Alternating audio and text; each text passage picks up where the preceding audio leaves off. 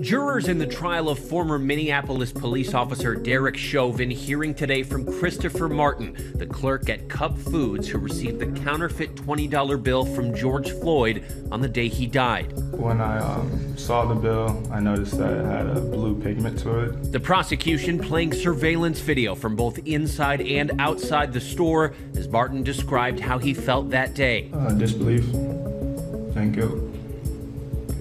Why guilt?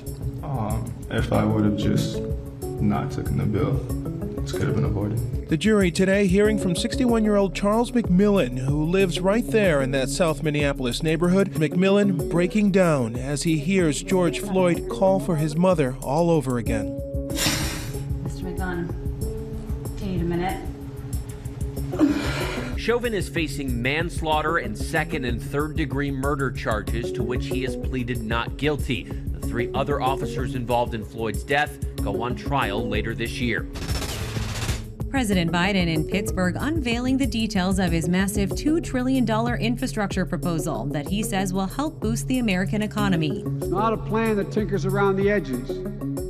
It's a once-in-a-generation investment in America. The president outlining his new plan, which calls for billions of dollars for new roads and bridges, new investments in public transportation and broadband internet, especially in rural parts of the country, and replacing 100% of lead pipes. The Biden administration proposing an increase to the corporate tax rate from 21% to 28%, as well as adding new penalties for corporations that move jobs overseas. But the pay for will be undoing some of the Trump tax cuts. Let's see what this infrastructure package looks like.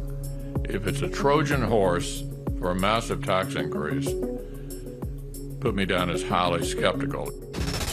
Just released by U.S. Customs and Border Protection shows two young children being dropped over a border fence in New Mexico.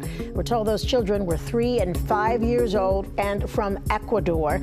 You can see the smugglers dropping them over that 14-foot fence and then abandoning them. Border Patrol agents found the children and took them to a local hospital.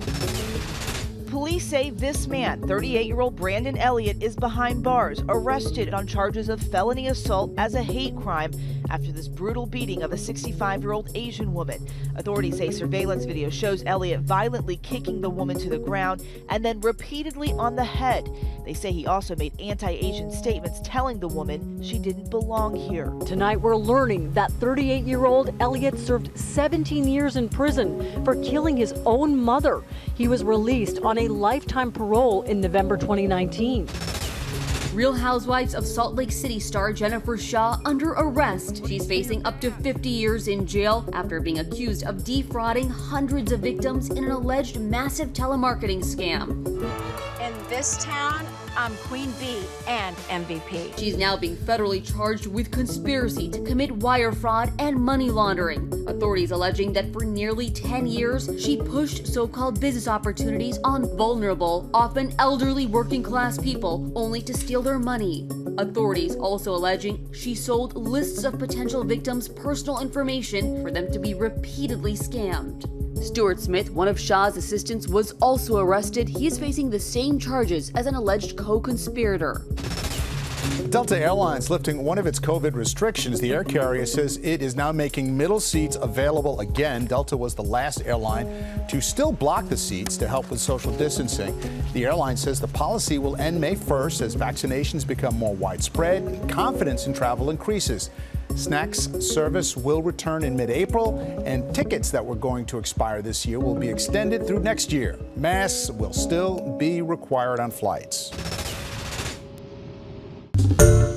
Hi everyone, George Stephanopoulos here. Thanks for checking out the ABC News YouTube channel. If you'd like to get more videos, show highlights, and watch live event coverage, click on the right over here to subscribe to our channel, and don't forget to download the ABC News app for breaking news alerts. Thanks for watching.